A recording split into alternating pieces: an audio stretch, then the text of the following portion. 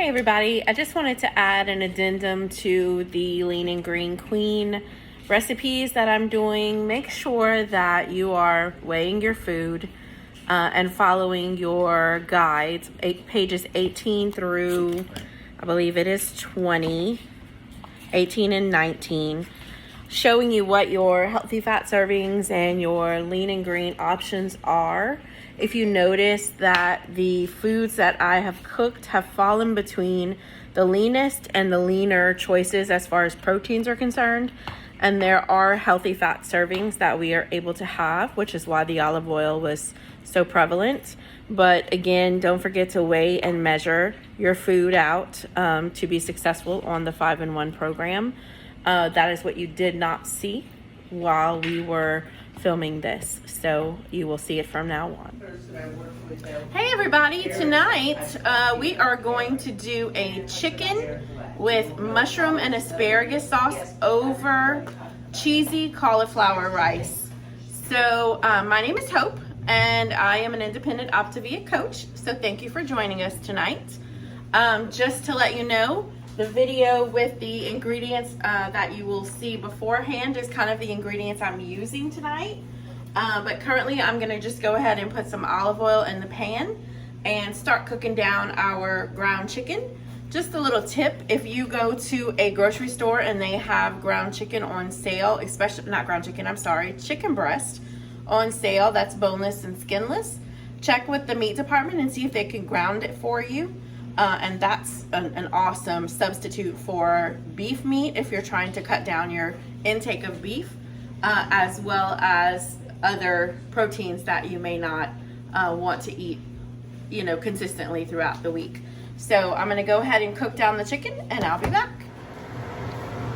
So we are still at the beach enjoying some time with our friends, and I am also cooking a vegetarian dish tonight for one of our special friends. So I am doing mushrooms, of course, instead of the ground chicken, and I'm going to cook that down in white wine cooking sauce, as well as asparagus and spinach, and do a hearty dish over cauliflower rice for her as well. So I, as you see, have mushrooms here that I'm going to go ahead and put in a saute pan and get started. So I just want you to see that I'm adding the everything bagel seasoning, as well as the seasoning for our ground chicken, as well as the mushrooms. Just kind of gives a little bit extra flavor and prevents you from having to use other seasonings which may have too much sodium. So we're to the point with the mushrooms that I'm going to go ahead and add the veggie stock, and this again is for the vegetarian dish. So I'm just adding probably, I'm not a measurer, sorry, as far as giving you exacts, but excuse me, but probably about a half a cup of veggie stock to the mushrooms, just so they can cook down. I'm gonna go ahead and continue stirring them and let them kind of meld in their own juices. And then I'm also going to go ahead and kind of let the chicken continue cooking. I don't know if you can see how juicy the chicken is, but it's fairly juicy. All I added to it was the olive oil and the everything bagel seasoning. So it's kind of doing well cooking in its own juices. I will add a little bit of chicken stock to it shortly, but not very much because it's doing such a good job cooking in its own juices. So awesome, I'll be back. So also, because asparagus take a little while to cook, I'm gonna go ahead and add the asparagus into the mushrooms so that they can go ahead and start cooking. I'm gonna wait a little bit to add them into the chicken until the chicken gets a little bit more cooked. Okay, so I have added asparagus, and a moment ago I talked to you about adding mushrooms, but apparently it didn't record. So I'm going to show you that I've added some mushrooms to the chicken plate. The vegetarian cooking actually started with the mushrooms, so I don't have to add it to that. Once the mushrooms cook down with the asparagus just a little while, I'm going to add this white cooking wine. Again, I do not measure anything typically. I just kind of go by feel and what God kind of gives me direction on. So I'm just gonna add what I call a zhuzh of this to the pot, and it'll give it a nice, delicious flavor. I'll be back. Okay, so just so you can see what a zhuzh is, here you go. Here's the zhuzh for the vegetarian, and here is the zhuzh for our non-vegetarian. And all of this is just gonna soak up flavor beyond flavor. So I'll be back. Okay, so now the veggies, the main part of this meal is doing very well. So I'm gonna go ahead and get started on the rice, which for us tends to be cauliflower rice. And you can either get the Green Giant brand or name brand of your preference. I have a couple different kinds of rice cauliflower. To me, the important part of cooking cauliflower in a pan is that you don't saturate it with water, especially at the very beginning of its cooking. So you definitely want to get some olive oil in the pan.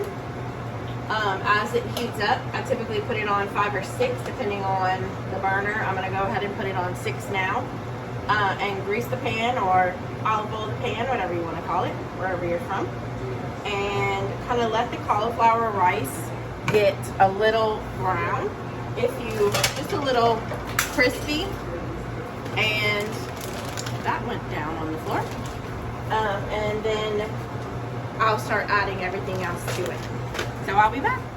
Something I forgot to add before is I do add a little bit of extra olive oil onto the top of the cauliflower rice, just so that it can have a little bit of juice or oil to kind of get that brown cooked down look to it. So that does go over the cauliflower rice, but all I added at the bottom of the pan was was olive oil. So it's gonna just start cooking covered, and hopefully it won't take very long, because I'm sure that some of our awesome friends are getting hungry. So I just wanted you to see the cauliflower rice. There's no juice except for its own juices, and it is starting to brown a little bit, see? So get a little golden. Once it cooks down just a little bit more, I'm gonna go ahead and add vegetable broth to this one, and then chicken broth to the other 2, and start adding the spinach in so it can cook down. And after that, I actually forgot to show on the video at the beginning that we add a little bit of cream cheese to it as well. So I'll kind of pick back up here once I get the cream cheese part going. Okay, so I don't know if you can see, but I actually have some cream cheese that I added into the cauliflower rice. I added a little bit more broth in so that it can kind of smush in, and once this is done cooking, I'm going to also add some everything bagel seasoning, and to finish it off, I'm going to add Colby Jack cheese, just to kind of give the piece de resistance, I can't say it right, but you know what I mean, the final touches on the cauliflower rice. And I'll be back to show you the final outcome and a few comments on the food.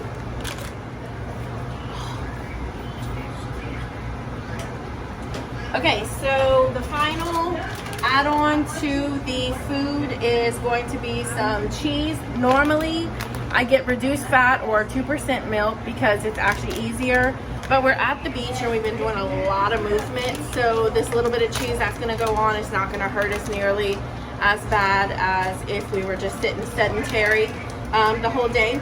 So I'm gonna add this to the top of both of the cauliflower rices, thank you, and then I'm gonna serve it up, take a picture, and let you see.